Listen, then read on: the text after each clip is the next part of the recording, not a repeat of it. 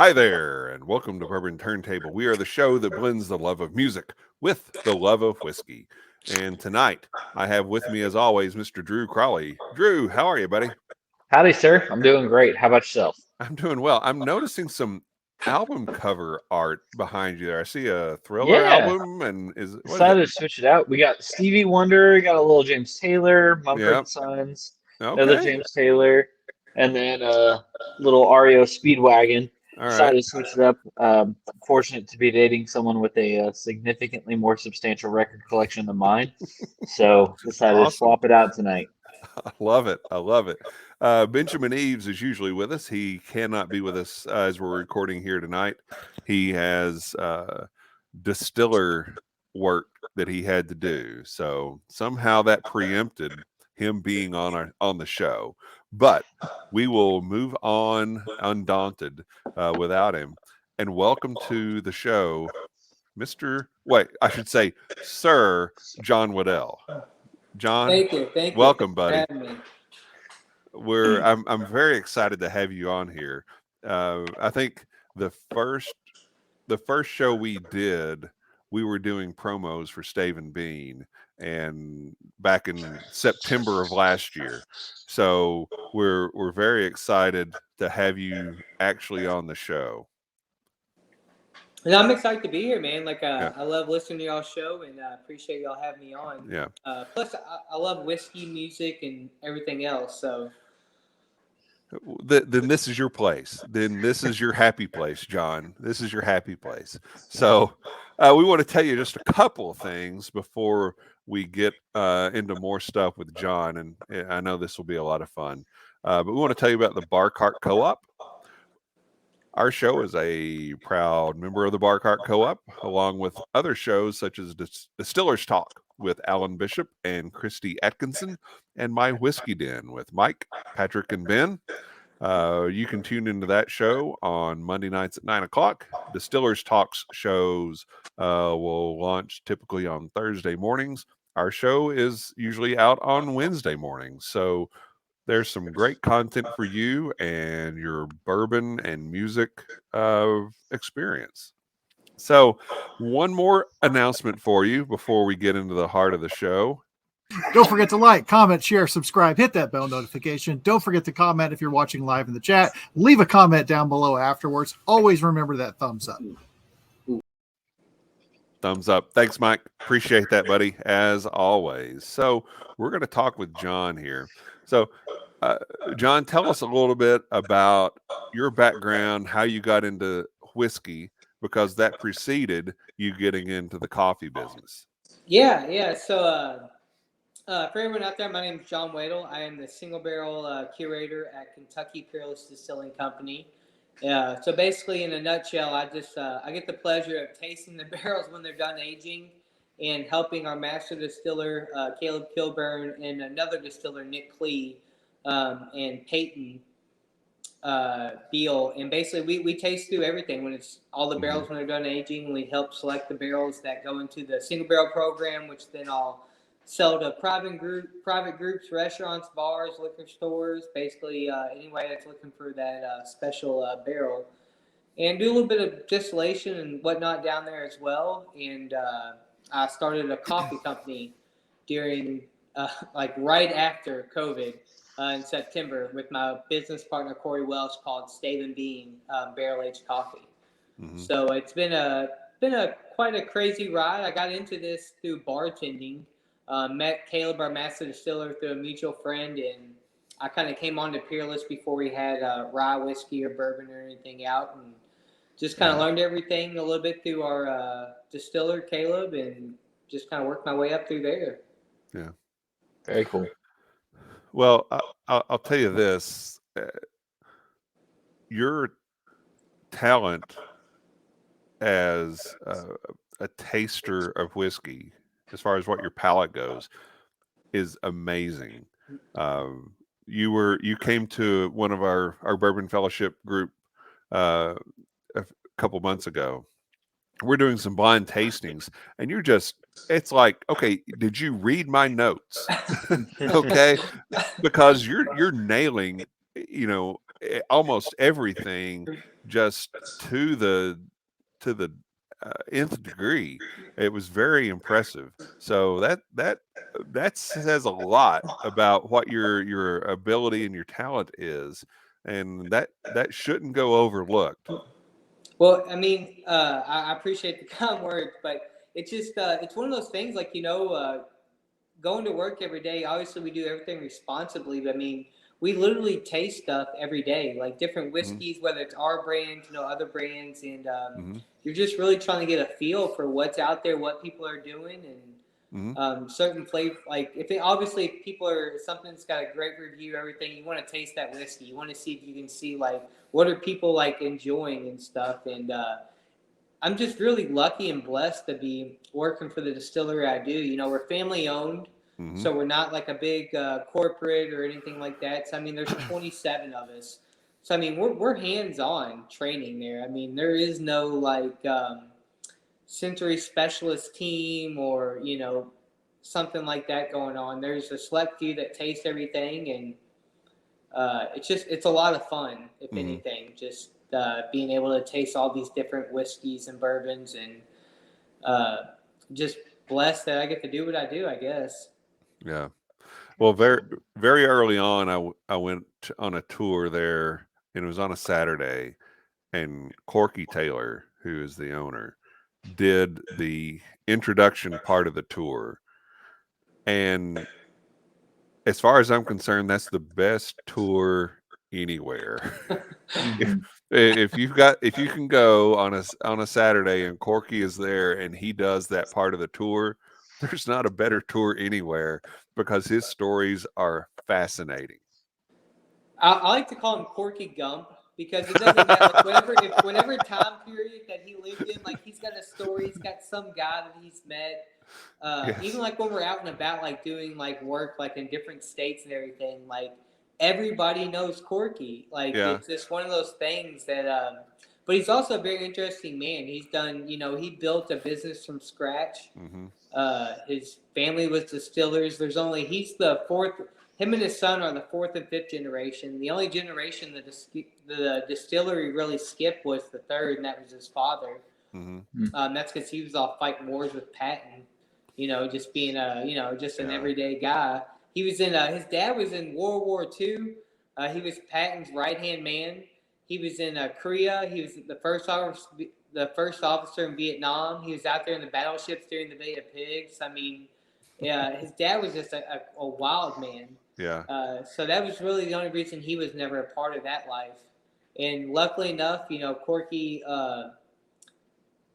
when he started the distillery, one of the first things that they ever said to me, it wasn't about the quantity of the whiskey they were making, it was about the quality. I mean, we do 10 to 12 barrels a day. We don't run 24 hours, and we don't do production on the weekends. But yet we're also we're in over, about 46, 47 different states with our product. And we do everything right there on site with 27, 26 people. Yeah. It was just fascinating. Yeah. It's incredible. I think it's always kind of been everybody wears multiple hats there, right? Oh yeah, I mean, you'll come in, you'll see somebody, giving a tour. The next day you may come in, they're back in the back loading barrels or rolling barrels. I mean, it's always a different day, and it's just, I think it's something that really makes the place like thrive, and what people love about it is you're not just a tour guide, you're not just a taster, like you're a part of the brand, like you are Kentucky Peerless when you work there. Yeah. Because you're there and you have hands-on in every part of it. Well, everybody I've ever encountered from there has been very gracious and knowledgeable about what the product is and what you're doing and what the vision is. So there's obviously a really good culture there. Now, you've given us something to sample together tonight, and I will hold up a bottle for you. This is a Peerless single barrel, and it is called Kentucky Royale. I don't know if you can see that there. Kentucky Royale. So, John, are there any specifics on this that you want to give us as far as age or mash bill or anything like that before we dive into tasting it? Yeah, so it's what that is a single barrel we do. It's at the distillery. Caleb, our master distiller, he'll pick single barrels that release there, and it's just one of my favorite ones. I mean, I'm I'm more of a rye drinker, but for me to like present a bourbon, I feel like is something else because I do love our bourbon, but I am a rye drinker. But that was actually one of my favorite bourbons we released down there. But everything we do is barrel strength. As far as the mash bill goes, we don't release our mash bill. Corky loves keeping that a secret. But I promise you, it's nothing crazy. Like we don't do anything insane or anything like that. I think he Right. just loves being asked that question. So he always says, if I release it, no one's going to ask me that anymore.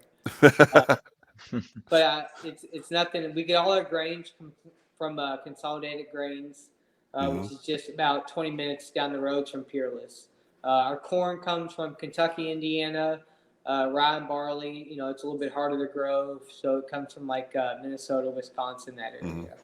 Okay. But it's a distillery pick from Caleb, our master distiller, right down there at the distillery, which actually is what I have in my glass here. Mm-hmm. All right, so let's give this thing a taste. Mm.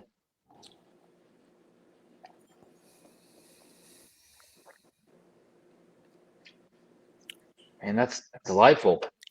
There's a lot going on there. Yeah. I get sort of a licorice note on the nose, kind of that anise and maybe even like a ginger kind of thing. And then on the palate, there's a lot of kind of savory notes, which I don't get out of a lot of the bourbon products that you guys do. Sort of a maybe almond, maybe a little bit of bacon or some other kind of cured meat. No, that's really interesting. Not off profile in a bad way, but just different. Yeah. And that's what we love. One thing I'll say that I really love about the way we have Cordell Lawrence. He's our global marketer and like COO. But he had a lot of experience going into this. So like when we were doing the barrel program and first started launching, we sometimes we didn't want to over curate it. You know what I mean? Like we didn't want to stick with like a certain flavor profile or anything like that. So like what I really love is like we really put some like weird and different single barrels out there. Like something like if you've had our small batch and taste some of our single barrels, you're just like, what the hell is this? Like this doesn't taste anything like what their small batch does. And that's one thing I find truly unique because I feel like sometimes, you can kind of over curate a program and really try to stick with like just the bare essentials. But that's one thing I like that we do. We really do like go off the beaten path with some of our flavor profiles we put in there. There's a little bit of like a fruit jam on the palate, I think. Yeah, and everything we do down there, we taste in groups. So we never like do single barrel tastings like by yourself, or like never just picks whatever barrels.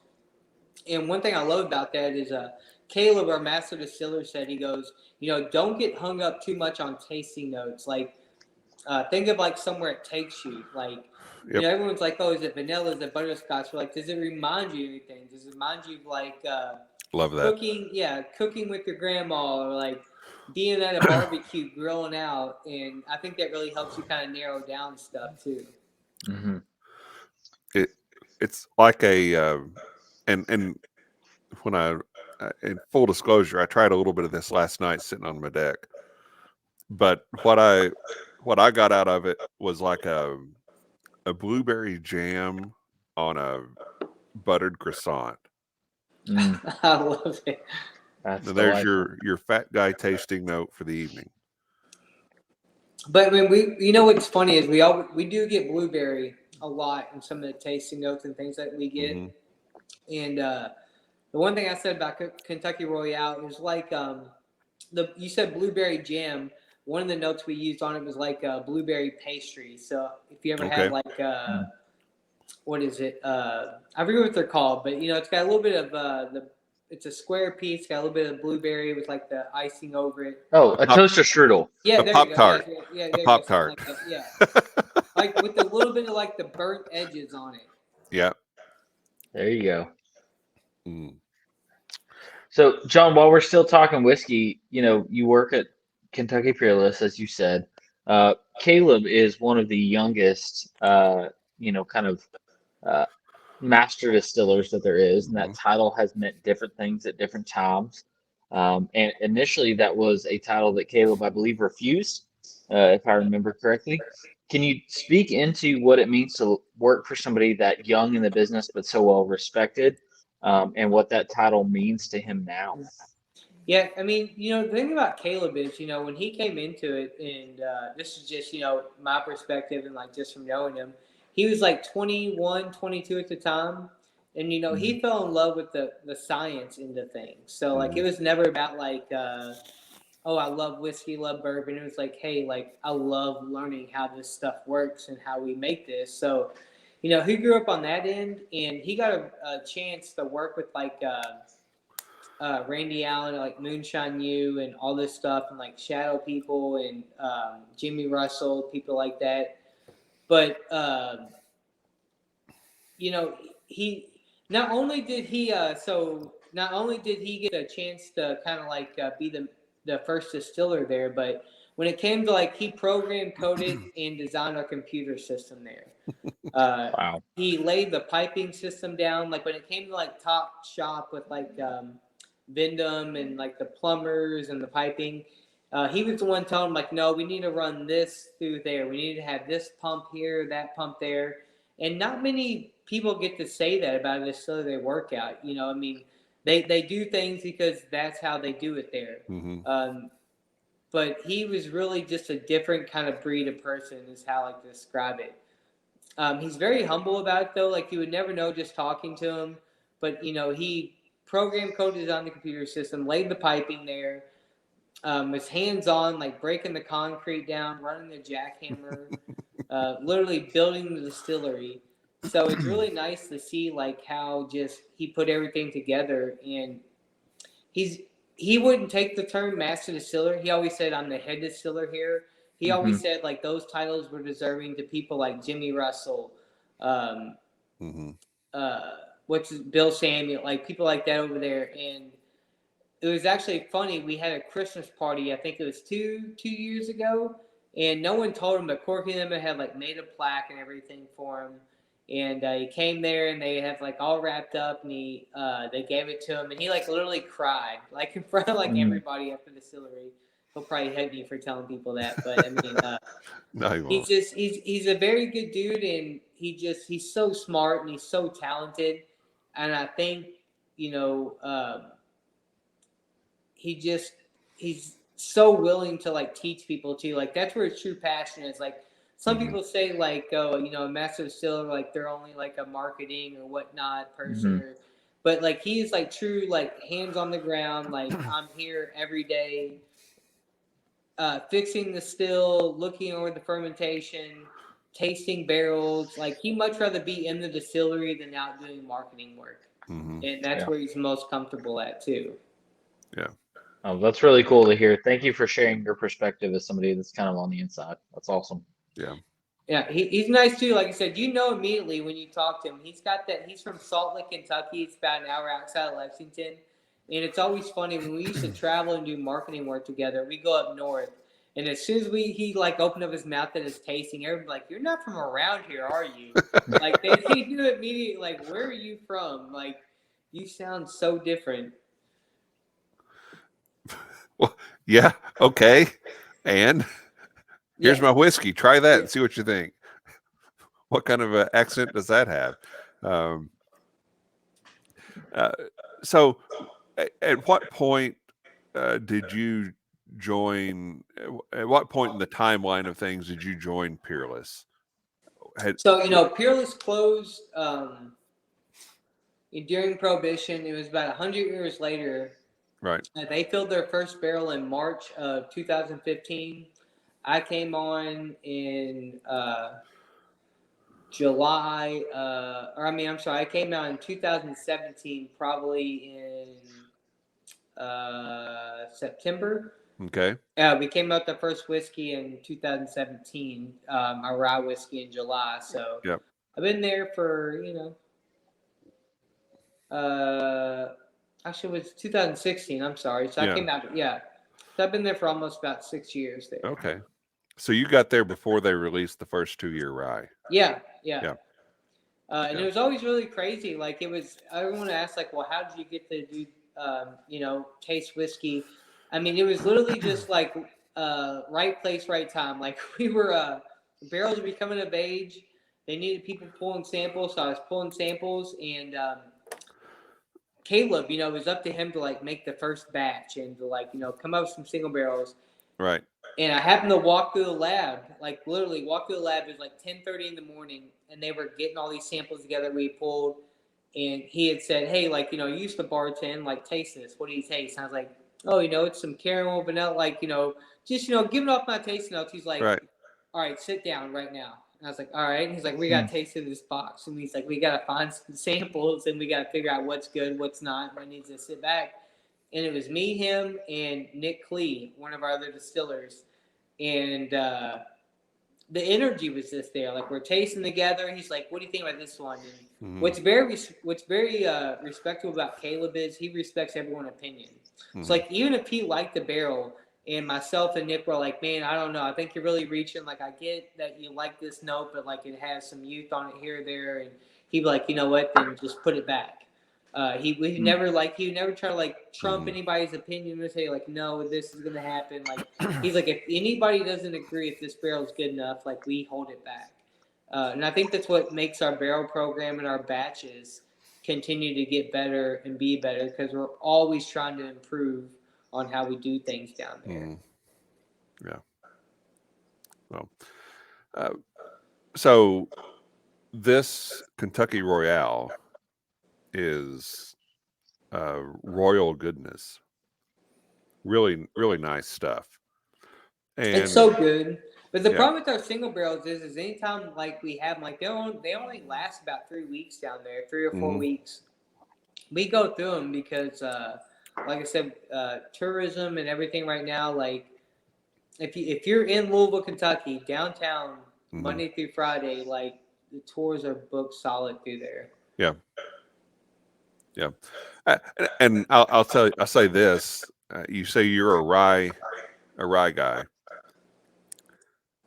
I like the rye, but I like the bourbon a little better than the rye, I think. It goes back to what I said. Caleb is a bourbon person. He loves the bourbon, but like I'm just a true rye drinker. I love the complexity, and I like spicy food. So I always think it's just because I like something just a little bit with a little bit more kick to it. But our bourbon's fantastic. We launched the Double Oak Small Batch Bourbon this year, and got great reviews. It was in Whiskey Advocate as the number 8 best whiskey. So but it has a deep, smokier, kind of a thick viscosity to it, and it was fantastic. We did 3 different batches of it this year. Now I got some of the first releases of anything that Peerless did Double Oak, which came out in the little. Should have brought a bottle down here with me, but they were just in the little 200 milliliter bottles that were kind of I think the way it was promoted was, well, this was kind of a mistake. We had some leaky barrels, and so we rebarreled it, and so now it's double oaked, and that was really good. And then I think you did some things that were more intentional on the double oak side of it. Yeah, I mean, starting off the Double Oak, it truly was like it's like felt like a happy accident. I know, like during the beginning, like we would have barrels that leaked and or just were faulty, and you just transfer them into a new barrel. And when we pulled samples, we really did like go into it blindly. But we were tasting barrels, and we're like, man, like this one's so different. Like and there was a trend there for a little bit, and we actually found out they were double oak on a lot of these barrels that we were doing. And so Caleb went a little bit out on a limb. He's like, well, let's release a couple of them, see what people think. And they were going so quick. Like So at that point, we were tasting barrels, and we were like, well, what if we double up this one? Caleb really like put his palate to the test and was like trying to show us like, hey, if we double up this, it's going to give us more a little bit like a little bit more viscosity. It's going to have a little more oak characteristics to it, maybe some caramel, vanilla, and whatnot. And we started doing that, and I mean, it was just, one of the best things about my job is like when you drill a barrel and it like you can like if anybody like drills barrels out there, if you ever have, you drill that first air hole and you hear that suction start coming out and you can just smell it. You can smell like the butterscotch, like the caramel, the toasted notes, or whatever it's giving off. And you just know it's going to be a good barrel when it has that like gargling sound to it for that air hole. And that's like one of the biggest enjoyments. I don't know if that sounds bad. Like, I don't mean that in like an alcoholic way. I'm just saying, Nope. like, when you taste some of these barrels after they've been sitting for 6-7 years for the first time, it's just it's fantastic to see the change that comes along. Yeah. So, what other single barrels do you have available at the distillery right now for anybody that may be able to get there? So right now we have a double oak single barrel. We're completely sold out of the small batch. It was supposed to last us all year, and it's what are we in right now? April, late April. Yep. It was supposed to last all year. So, but we're doing single barrels. We have a single barrel rye that's pretty much almost out. So I wouldn't say, but we just got done doing a new small batch rye. That is amazing. It's our highest proof we've had. It's 113.4. It's available at the distillery. It's our small batch. And then we have our new small batch bourbon too there at the distillery that we did. Which I know we've done. We don't really keep track of our small batches or anything like that. They're not labeled 1, 2, 3, 4. You're going to find different proofs, everything out there that we do. But we don't source any product. But so everything you get from us, we make ourselves right there. We cook there, distill there, bottle there. We have one of our rick houses there. So as we continue to have older barrels and things like that, like you'll notice a difference in our batches that come out too. But we always have different barrels right now. We have I couldn't even tell you what exactly we have there besides I know we have a double oak rye and double oak bourbon there available. Okay. Awesome.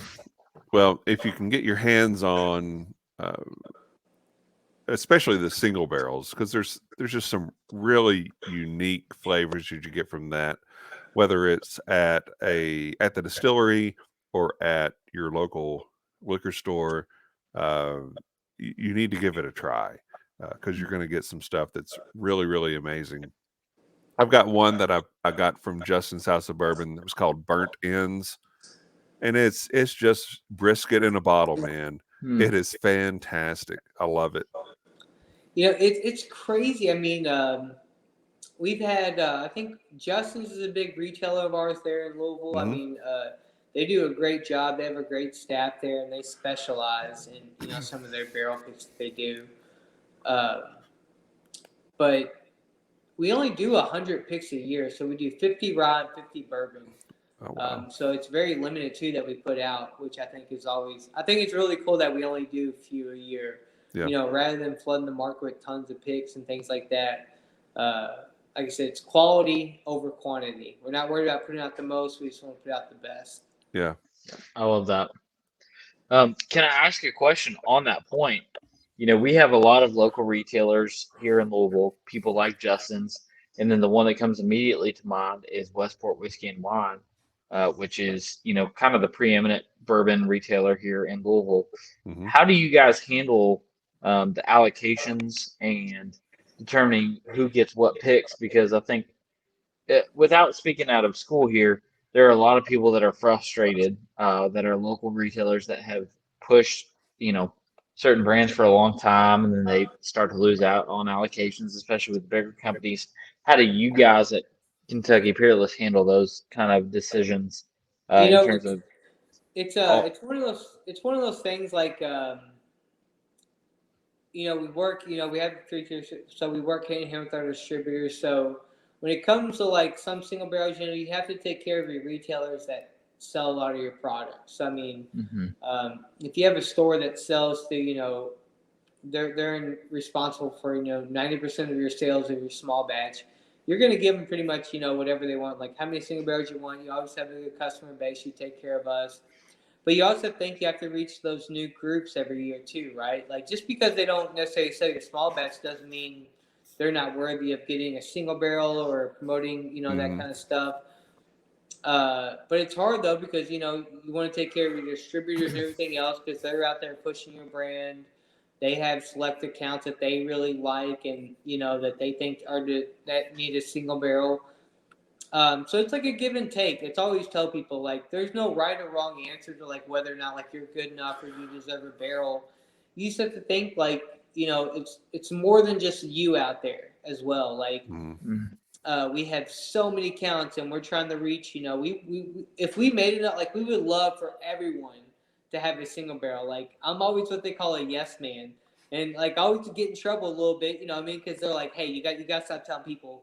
I'm like, but you know what? Like, why can't we find them a barrel? So, I mean, I say yes to everybody. I'm like, you know what, man? I always tell people, like, now I have to learn, like, let me get back to you because I have to talk to distributor, the accounts, like everything, just to make sure that I'm not, because we only do so few a year, we try to reach everybody. But that's one thing I think that we're definitely working on. We're trying to make more. While keeping everything under one roof. But that's the biggest thing. Like, I hate telling people no, but at the same time, you have to understand. I always tell people if I don't get you this year, I will get you a barrel. Whether you split it with somebody, whether it's a mutual thing, like I'm going to do everything I can to get you a barrel because I think everyone deserves a barrel, in my opinion.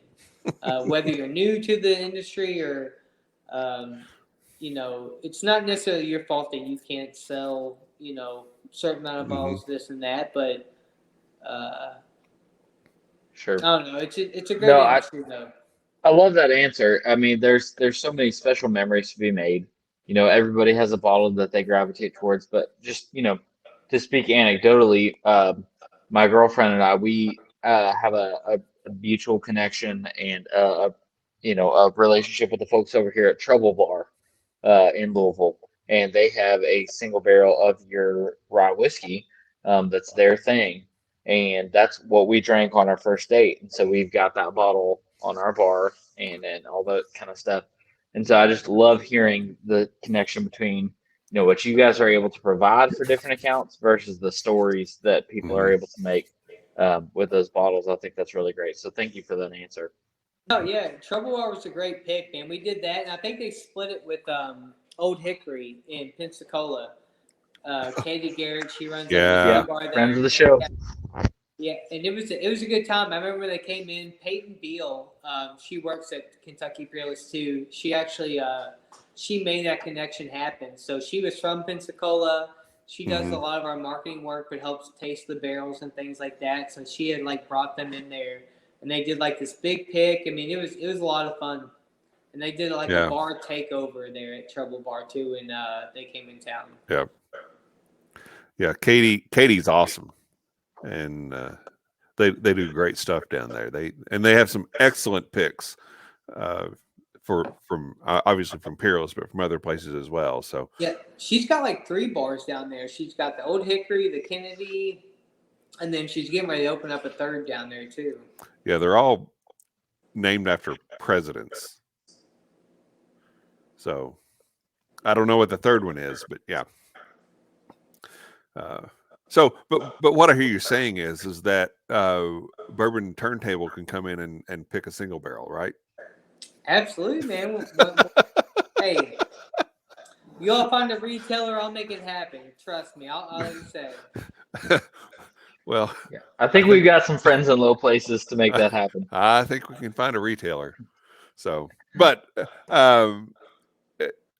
in all seriousness, what you guys do, I have a lot of respect for, and I think some people balk at the price point at some of the products that you have, but I've never been disappointed in anything that I've tried. I think price point's always a big issue for people. I mean, at the same time, we don't have a bunch of different stuff though. You know what I mean? Like we do bourbon, we do rye. Right. You have to think like we're family owned too, so it's a love-hate thing. Like, I feel like bourbon's coming to be more like Scotch. Like, Scotch is expensive, but it's because it's about the craft of things, like, right? Not necessarily about the whiskey itself. But I mean, once again, we source everything inside the United States. We only make so much a year. So, I mean, there's tons of different factors. And I always say, luckily, I work for a distiller that makes really good products. Right. So like I said, I feel like our bourbon and our whiskey is absolutely fantastic. Yeah. Because there's kind of there's a craft element to it, but there's also a bigger distillery element to what you guys do as well. I always just think that it's so crazy. And we have like monthly meetings and everything at the distillery. And one thing that always comes up is like, don't forget, like, you're around this every day. And while we do, like, we do make whiskey for people and things like that, but like, people come from all around the world to come here and see this place.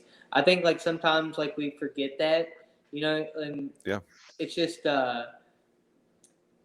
fantastic to think that like we make stuff. Like, I've cooked or filled a barrel or distilled a barrel that like someone has enjoyed, like in California, or what I mean. Like, that's just I think that's just pretty cool to be able to work in an industry or something like that provides that to people. Yeah, Absolutely. All right, so we're going to wrap up side A of the show and get into side B. We're going to talk with John a little bit about music. But before we do that, we want to tell you more about Stave Bean. So who better to tell us about Stave Bean than Stave Bean's co-founder, John Waddell? So, John, we love this photo. We've used it. Awesome. We've used it many times when we've promoted Stave Bean on the show. So you can tell us about the photo if you want, but most definitely tell us about the coffee and how this all came to be. Yeah, so I mean, it's I love the photo, by the way. No, so obviously love what I do. I work for Kentucky Peerless, like, it's great. But during COVID, we all had a little bit of extra time. Like, we were shut down for tours, but we were still running production. But like, still, it was still a little bit of a slow period. And I never had to worry about losing my job. But I saw people, like friends of mine, like, lost their jobs, or like, were unemployment, things like that. And like, that time, that really got you thinking, like, all right, like, what if I didn't work for this place and like I would have lost a job? Like, would I ever want to be put in that kind of position? But also, I was trying to think, like, all right, what's something else I love besides whiskey? I love coffee, right? And I'd already like seen some other barrel aged coffees and things like that. When I started doing research about them, none of them were based in Kentucky. Like, they were all like outside Kentucky. I was like, that's crazy that the #1 barrel aged coffee isn't in Kentucky. So I started playing around. I was like ordering beans through like I was calling coffee places, like, let me get some coffee beans from you. And I was putting a little bit in barrels. And I ran into a good friend of mine, Corey Welsh, that I met through doing barrel picks. He like came in or like called me, like, what are you up to these days? And I was like, well, it's like I've been trying to start a company. I was like, I've been playing with some coffee beans. He's like, what? And I was like, showed him. I was like, yeah, look, like, I'm putting coffee beans. And at that time, I was using like Tupperware containers. I was putting like char in there and like putting coffee beans and like just seeing if there was a difference between like before and after I was roasting them.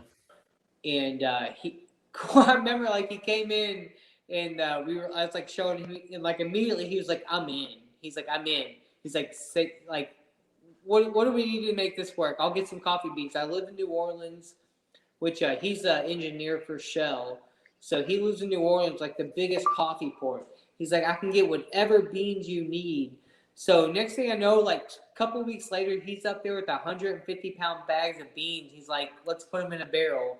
So we loaded them up in a barrel, like got somebody like this coffee roaster to roast them for us. And everyone that like I let like sample like went nuts. They're like, this is amazing. Like, I was like, all right, I think I got something here. So we started putting something together. I became business partner with him, Corey Welsh, and he does a lot of cool stuff. You know, he's kind of in the industry. He's sits on the board of the New Orleans Bourbon Festival and helps run them. They're another nonprofit, and I was thinking like small potatoes at the time. Like I was like, oh, like let's do this. And he's like, no, like you don't understand. Like we can get all different types of barrels, which I didn't think about because the reason my thought process was I taste, you know, hundreds of barrels a year.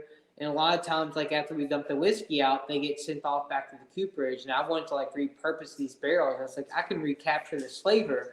But I was thinking just like bourbon, rye, things like that. He's like, no, like there's orange curacao barrels, like all these different barrels out there. So we ordered like all these crazy barrels, got these beans, and we're like messing around with them. And you know, thanks to Corey, we really like launched. Like when we launched in September, we had 13 different products, 13 different barrel aged coffee. It wasn't just bourbon rye. It was orange curacao, vanilla extract, rum, Amaro, like just any crazy barrels we could get our hands on, which I thought was really cool because we both have a passion, you know, for whiskey and bourbon, and people love coffee, and I think it was just a good mix between both of us just meeting at the right place and right time.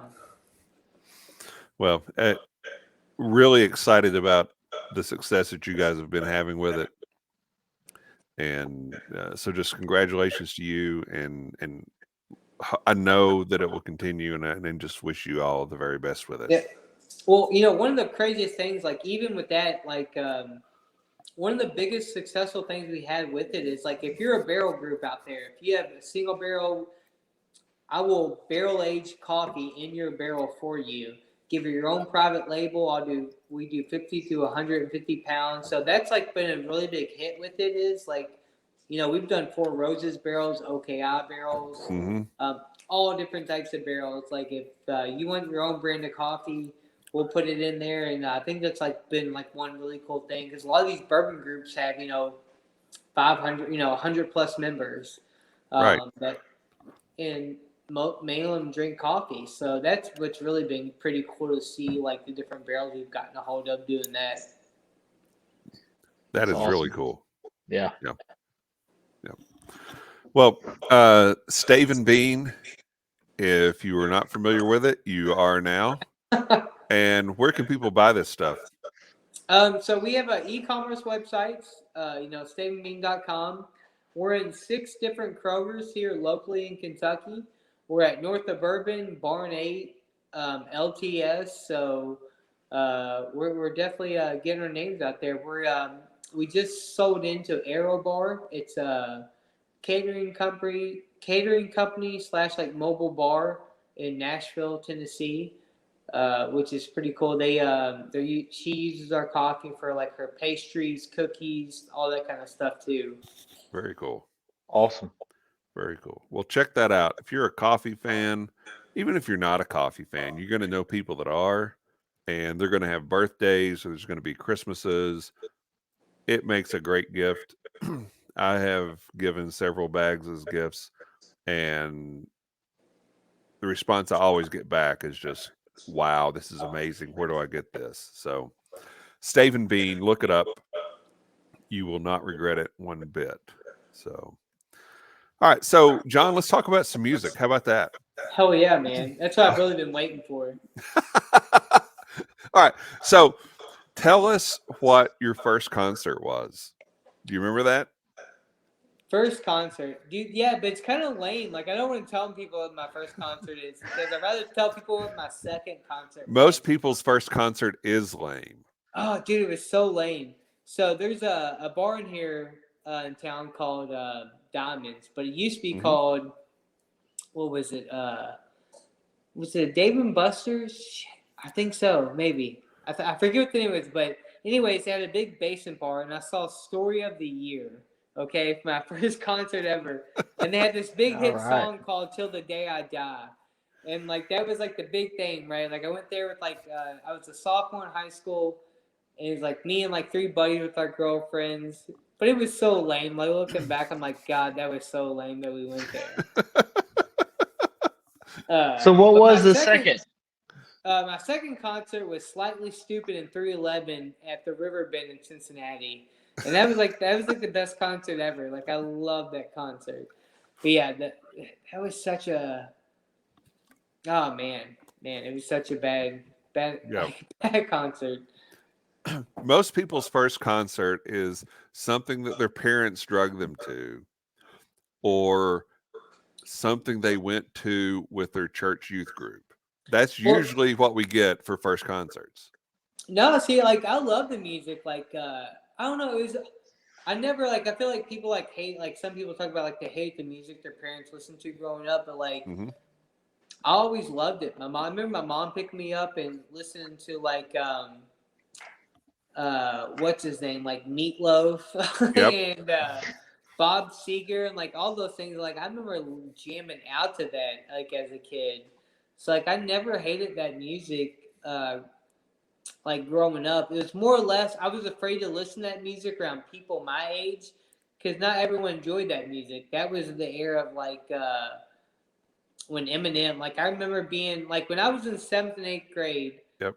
Before like we go to school and like freshman and like sophomore year for like high school, you listen to MTV, and that's back when it was like truly music. Like you watch Right. music videos, and like when you came home from school in grade school, you watched TRL. Which is like just a different era. So I mean, music was a big part of like growing up. I feel like in the '90s. I was born in '86, but I still remember a great deal of the '90s, like growing up with music around. Yeah.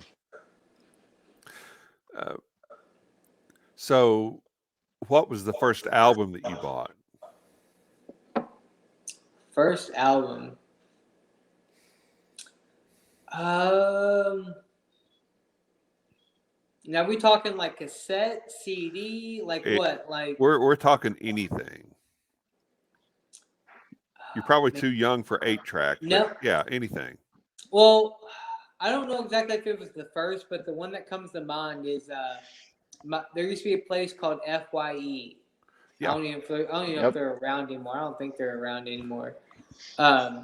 And my mom took us there when I was in grade school, and she was like, "Y'all can pick out anything." And the first cassette wasn't even music that I bought. I bought the Ren and Stimpy soundtrack because they had this song called "Happy Happy Joy Joy." Oh my Remember gosh! that? Yes, Right? yes. And I bought a Jerky Boys cassette tape. Oh my And gosh. let me tell you, like Jerky Boys was around before like any of that other like Crank Yankers, all that stuff. And Yes.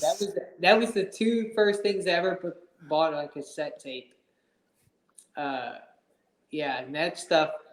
I don't know how Ren and Stimpy was ever allowed on Nickelodeon. By the way, like that moved to I believe that whatever that other station is pretty quick. But yeah, that stuff was brutal, man. Like if you look at some of those cartoons I watched, like Rocko's Modern Life, like all like, man, there were some messed up cartoons. Most definitely. But I guess the first CD I probably bought, was probably Chumbawamba. Was probably the first Oh, one wow. I ever remember getting. That's I remember awesome. I remember for Christmas my mom bought me the Hanson CD one time too, and I didn't have the heart to tell her. I was like, I don't want this, but yeah. Yeah. One time I made the mistake of mentioning to my parents that I like that Kenny Rogers song. One song, okay? For Christmas, I got 4 Kenny Rogers albums. So Is there one song that just comes in mind when you were a kid with your parents? Like if you hear a song, you're like, God, that reminds me of being in the car with my parents. oh wow. Is there any certain song that gives you that vibe? Because I have one. No matter when I hear it, I remember my mom picking me up in a certain car at school, being like, "Oh my God." Yeah. So what is that for you, John? I can't. I'm drawing a blank on who sings it, but it's that song. I would walk 5,000 miles. You know what I'm talking about? Yeah. Yes. Yeah. My mom, I used to like blare that song. I remember like being in the car and with the kid and with her in the car. Yeah, that's the Proclaimers. Who is it? The Proclaimers. The Proclaimers. Okay. Yes, I think that was kind of a one-hit wonder thing. Yeah. Yep. But Yeah, Well, for that me. hasn't. Oh, go ahead, Kevin. No. Go ahead, Drew. Yeah, I was And just Phil saying that Collins. hasn't. My mom listened to a lot of Phil Collins when I was a kid, there you go. and Whitney Houston. Okay. Not a bad thing to be raised on right there. No, I was going to say that has a tie-in with my childhood music, which as mentioned previously on the show, my parents are very conservative, religious. We grew up listening to a lot of Christian radio, but there's an artist named Stephen Curtis Chapman that you guys may be familiar with. Kevin, I know you are, Yep. but he did a love songs album when I was growing up. And one of the songs he re-recorded as a cover was that 500 Miles by the Proclaimers. So a lot of Stephen Curtis Chapman in my grown-up years. And when we were driving around being with mom and dad, that was for sure on the playlist. Yeah. I remember going on trips with my parents, and it was either something by the Statler Brothers or the Oak Ridge Boys.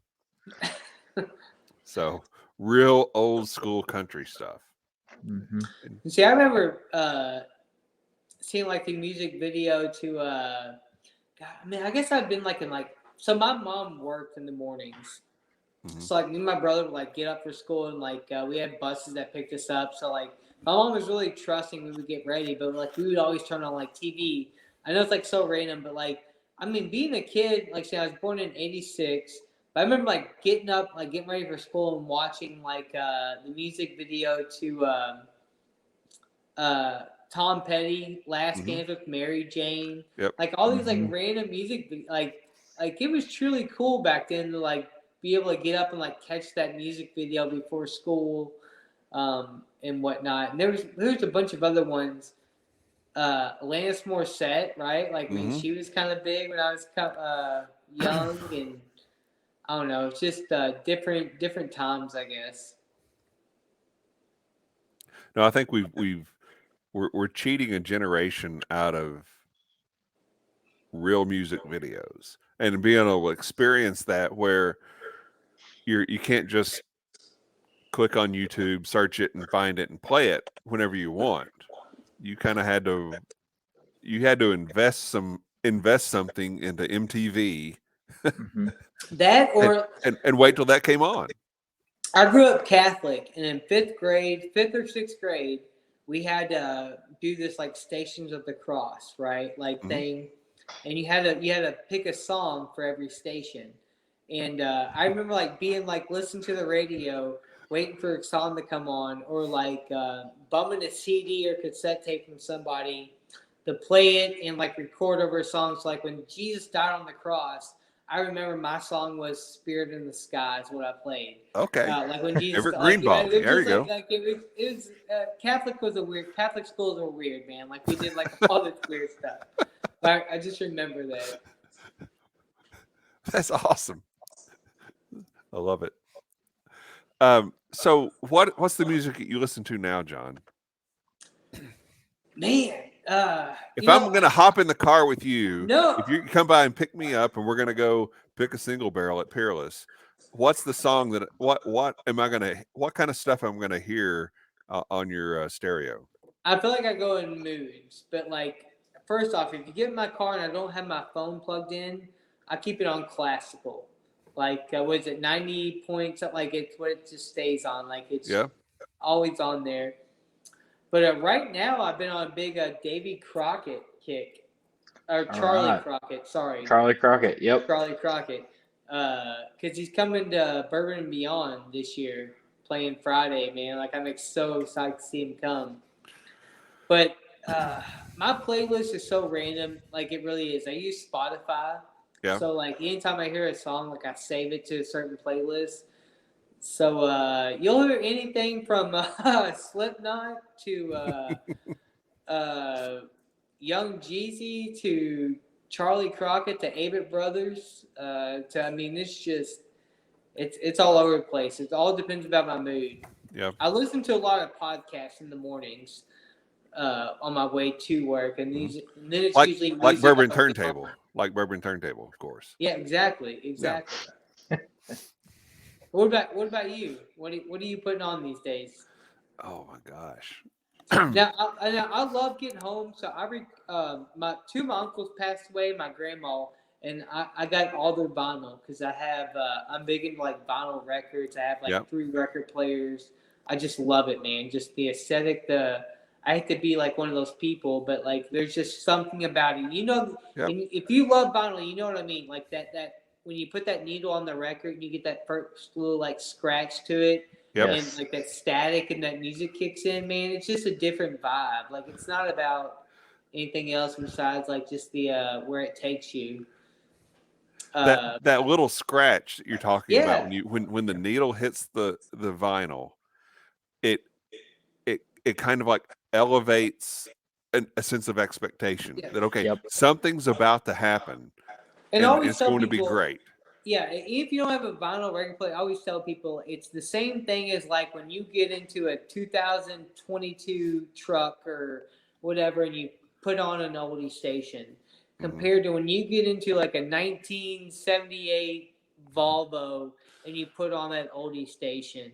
Like it's just a different sound and feel to it. Like it literally makes you feel like you're back in that time. Yep. Listening to music. Yep. Absolutely. The vinyl aspect it is completely different.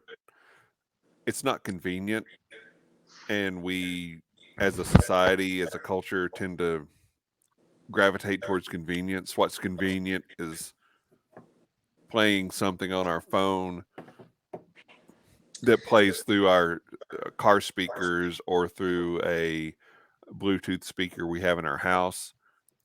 But the vinyl is so much deeper. And even if you go to most concerts today, you know what's cool about it? Like any small venue concert, they always sell a vinyl. Most of them have a vinyl you can buy nowadays to listen to the music on. Yep. And vinyls, made a comeback, but it's not cheap to go that route. So you kind of have to be picky about what you do. What you do choose to purchase in vinyl, but it's worth it. It really is. Definitely agree. Yeah. So, what was the last concert you went to, John? Damn,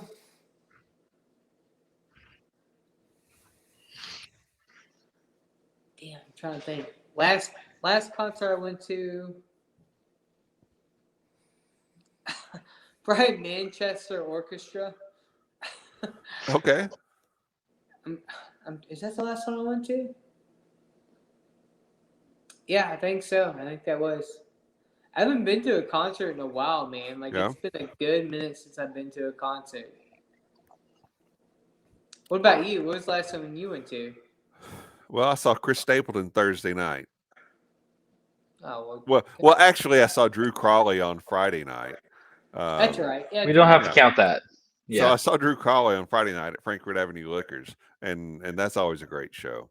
But before that, I saw Chris Stapleton, which was a nice warm up for Drew Crawley. You a big Chris Stapleton fan? No, I think Chris Stapleton's great, and he put on a really good show. The highlight of the show to me was there was a 3-song segment where it was just him playing acoustic and singing, and that was the highlight of the show.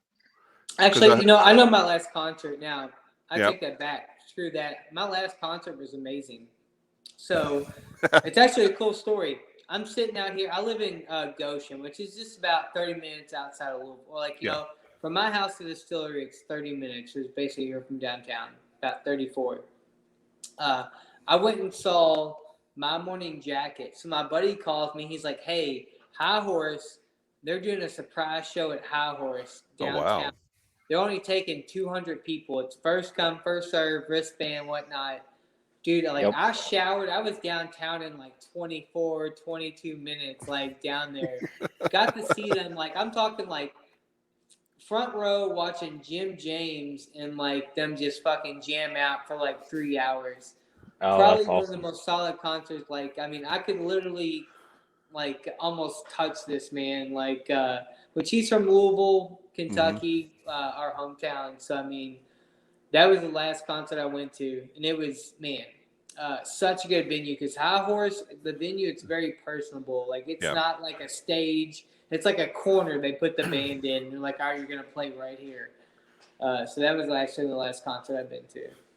Yeah, that's very cool. Pretty sweet. Drew, what was your last concert?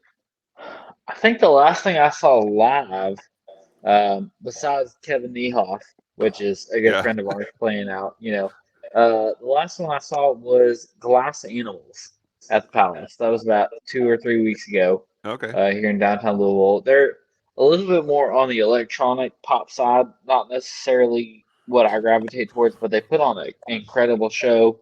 They're going to be out at a few festivals later on this year. So yeah, that was my last one. That's good. So, John, when you're drinking whiskey there at your home in Goshen, and you're sitting out on the patio or whatever, what's the kind of music that to you this is really good whiskey drinking music? I shouldn't be ashamed. Bluegrass, man. I love. Yeah, that's all right. Yeah, there's nothing like watching the sunset with like a little bit like violin, bluegrass music playing while drinking a glass of whiskey, man. Just it doesn't get much better than that. That I guess I would say like Avett Brothers, like like that's just style of music. I love it. Or Trampled by Turtles. That's like one of the best concerts I've ever been to at Headliners here in Louisville. Yeah, that was a good concert.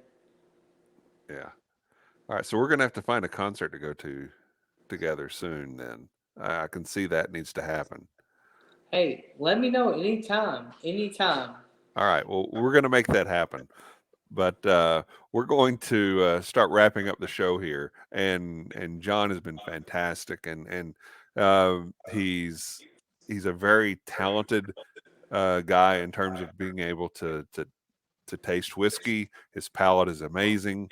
I have a lot of respect for John and what he does, and he has made a wonderful path for himself in terms of his career, and as an employee of Peerless and as an entrepreneur with Stave Bean. Have a great deal of respect for John, and he's a guy that you need to follow. And so, John, tell people where they can follow you on social media. Yeah, you can find me on Instagram at Sir_J Waddell, or you can find me on Facebook. But you can follow me on Stave Bean, also as well on Instagram. But if anything out there, like one thing I like to say is, with this industry, I came for the whiskey, but I stayed for the community. It's one of the best communities ever. Like whether or not you're just getting into it, or if you're not like. Man, it's so welcoming. You can trade, try samples, find a bourbon group that suits you, no matter what state you're in. It's a lot of good energy and people in this industry. Yeah, absolutely, 100%. Drew, where can people find you, sir? Yep, you can find me on Twitter at DrewCrawley63 or at Instagram Drew.Crawley63. Either way, if you're interested in following along music, catch me on Instagram. If you want me to be an asshole and be sarcastic and all those good things, follow me on Twitter. Choose your viewing experience carefully. Yeah. All right. If you follow Bourbon Turntable, okay? If you want to watch this show, you can watch it on YouTube, and you'll get to see the lovely John Waddell and the lovely Drew Crawley and tolerate me. But if you want to listen to it on a podcast, we're on Apple, Spotify, and Google. So check us out there. We're also on Instagram. We're on Facebook. We're on Twitter. Wherever you shop, we are there to inform and entertain. And I think this show's been very entertaining, and I've really enjoyed talking with John. And So last thing we want to talk about is our next show, which is, if I can find it, here we go. Yep. We're talking no skips, no misses next week. We're going to do albums with no skips, perfect records, and then whiskey brands with no misses. It's going to be a great show. Hopefully, we'll have our co-host Benji back with us, and looking forward to that coming out next week as well. With that being said, I have one question that. Yep. So I think that's actually a great question. What was the last album you listened to where you didn't skip one? Am I like going ahead of time though of your question? No, that's good. That's good. Yep. The last Nathaniel Rateliff album. That Mhm. is a no skips album. Yeah, good answer. For me, it would be Rust and Kelly, Shape and Destroy. Okay. What about you, John? You asked the question. Yeah, Of our because only question? because I remember it was the Mac Miller, the latest album he did, right after like he died and everything, like he had that album come out months later. Yeah. I was on my way to Florida, and I literally sat on the beach and listened to that whole album. It was amazing. I mean, absolutely amazing. That made me think of it. That's like the one, like the last time, like I didn't skip a single song to listen to. And that's a special album when you could do that, and especially when you have that kind of experience with it as well. So that's fantastic. So so wrapping up the show here, on behalf of John, our wonderful guest, thank you so much for being here, and Drew, who is here, and Benji, who is not. Thank you for tuning in. Look forward to the next show. And until then, cheers, love, and Freebird. Cheers. Good night, everybody. Thank you very much.